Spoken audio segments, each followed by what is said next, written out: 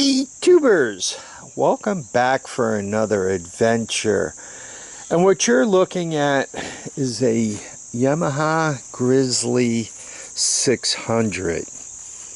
This is the biggest all-terrain vehicle in my horde, by weight, by cc. It's also one of the most expensive non-running all-terrain vehicles in the horde. I spent $1,000 on this as a non-runner back in the day. I normally don't like to spend that much money, but there's a bit of a story behind it. I bought this from a friend of mine out in Pennsylvania. Some of you guys will see us exchange comments. Anyway, the story he was told when he bought it was that somebody's grandchildren were riding it, a pair of them, I guess, and they were going down the road, and somehow or another, I don't know if they were going to make a U-turn or what they were up to, but they brought it up into the shoulder to swing wide, and the thing rolled to its side. It stalled and would not restart.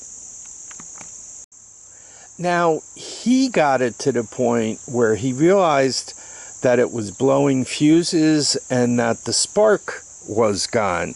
So he contacted me, and, you know, I happened to be in that area, and I dropped by and we checked out the portable spark system, my portable CDI system, right? We smashed that on there and we still didn't get a spark. A little more diagnostics indicated that the pulse generator had an open circuit. Kind of a surprise. They normally don't do that, but in this case it did. It also didn't make sense with, you know, hey, I was being driven down the road. Somebody rolled it onto its side and suddenly it's blowing fuses and the pulse generator died. At that point, we loaded it into my truck and I brought it home. This thing is heavy. And by heavy, I mean all of 600 pounds, and it's big. So I hauled it all the way home from Pennsylvania. Quite honestly, my truck wasn't quite thrilled with that, nor was my wife. So I had it and I said, you know, hey, could I'm a little concerned about bringing it back. Could I buy it from you? You know, that way, you know, I didn't steal it, right? You know, you take it home across state lines, right? And we came across a price. It was $1,000, so I bought it. Anyway, then the troubleshooting begins. So I pulled all of this off, and it turns out that the pulse generator was indeed open. I'm not sure it was a broken wire or what. I just replaced the stator and pulse generator and called it a day. From there, I did manage to get it started, which is how it got up here. This thing rolls like a 1,000-pound block of cement. I mean, it just weighs a ton. Anyway, so I managed to get it started. I managed to get it up here, and that's where everything stopped, because as I started to go through what's going on with this rig, right, suddenly I began to say, wow, the electrical system is completely out to lunch. The cooling fans are completely out to lunch, you know, and in my mind, I was beginning to have troubles. Where am I going with this? What do I want to do with it? As time passed, I've done some research on these things, Yamahas in particular. Turns out the 600 cc motor is pretty solid, right? Pretty bulletproof. This has the straight axle in the back. That indicates that even though it handles more like a utility than a sport model, that's rock solid. Pretty much this is a rock solid machine. Once again, very utility, but rock you know, rock solid from that point of view. So it's worth putting time, effort, and money into. Now this has been up here at least 2 years, if not 4 or 5. And you always worry that in that time, right, that you might have lost the engine. And that does not appear to be the case. Well, that battery's way too small. Luckily, it's got a constant velocity carburetor there. So it looks like I took a bunch of stuff off of this. I don't know if I did it or it came like this. And also, looks like there's all kinds of interesting things going on in here. I might have done some troubleshooting at some point. The wiring is just completely shot. Now, you always go and figure out what would be success. Success for me today would be hearing this thing start up again. So why don't we work our way toward that? Once we get it running, we'll do a quick inventory and figure out what else we could do with it. I think I like the idea for the cooling fan. For when you turn them on, the fan starts running, but when you go to start it, you push in a button, and when you push that button in, it'll disengage the fan, so you don't have the load on the battery when it's time to start it. Now, I'm not sure about any of the electrical system on this thing. Like, what is this? Besides broken off. Maybe it was part of that. I don't know. There's the 2-wheel drive, 4-wheel drive. I'm not sure how much of any of this works. So electrically, we got quite a mess here. So let's take that separately. Let's consider a cold start like a major accomplishment on this thing. Right here, I have a spark coil, and you can see the wire goes up to the spark plug. Ground for the spark coil is here. Ground to power the CDI that's taped on there is right there. Red wire to power the CDI is right here. The pulse generator on this particular one, it comes in on the red and white one. I think I'm showing that to you right there. And the white one. The red and the white is where I got the blue wire that goes into the CDI, right? The actual CDI box. And once again, the pure white wire, I got that going to ground, all that stuff. So when I turn on this box, I power up the CDI, and when I turn over the motor, I get a pulse.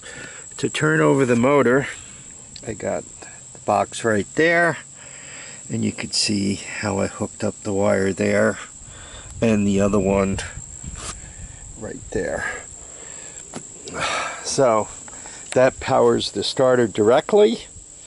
Now all I need to do is give it a little spritz of starting fluid, and hopefully she fires right up. Right now the ignition is doing nothing. All of that is disconnected. I even disconnected the output from the voltage regulator.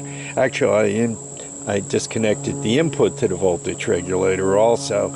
I disconnected all of that because, once again, the wiring in this thing is in tough shape, and I don't want the engine to start up and start trying to send 15 amps through a short circuit somewhere, right? I'd rather not cook anything. So with everything disconnected, she's set. Anyway, I do need to set up the camera, but just to show you and me that it turns. Seems to have compression, and it's nice. You see that I pulled it over before, and nothing is clang banging or anything. Oh, I also put gas in it, right? You could see a little bit of the meniscus of gas in the filter. So let me set up the tripod, and hopefully this thing will fire up. We'll spool it a couple of times, and that'll be success for today. Okay, let's see if I'm lucky.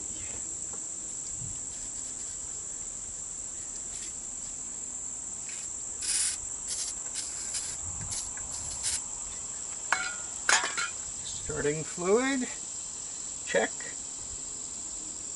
Ignition on, check. And starting.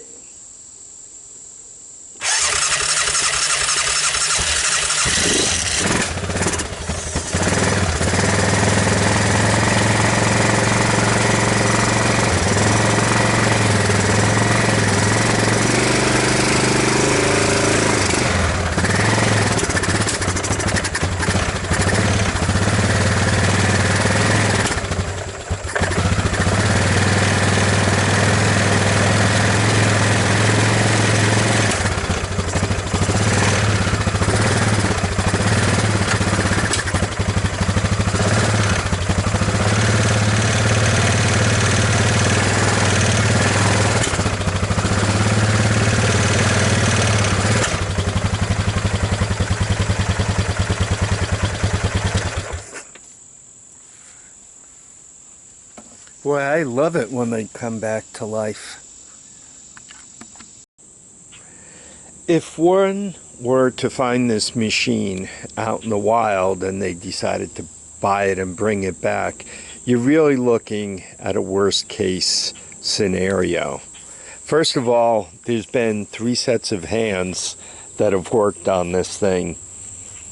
You're being told it has electrical issues. When you look in here, you still see things like a baby little gel cell with slide-on connectors and so forth, right? It's a nightmare. And one is also missing parts. So I own it. I caused some of these troubles, but I truly do not recommend buying them in this kind of situation. And I definitely don't recommend dropping $1,000 on them when they're in this kind of condition. When I bought it, it's worth more than it is today. Right now, it's probably, I don't know, $1,200, $1,500, $1,800 machine. And to have $1,000 in it already is a bad place to be, right? One has to start out with $50 or more worth of battery, right? Figure out an air cleaning situation for that, whether you're going to cone it up or try to find the original air box, right? It's missing the front fender pieces, right? And that's just what I'm noticing off the top, right? I'm not even looking all that closely to see what else is missing. I don't think that's a fender that goes with it, though. When I try to install it, I guess I'll figure that out. It does seem to run. It doesn't seem to smoke. And according to the odometer here, it's only got a couple of thousand miles on it, right? 2081. Generally speaking, my experience with these things is they easily go over 5,000 miles. And supposedly this is a good engine, so it should go easily over 10,000 miles. Assuming that works, right? That thing might not work, so. Anyway, I hope you guys enjoyed this video. You'll be seeing this again. I've done a lot more electrical troubleshooting on these things, so I've become more efficient.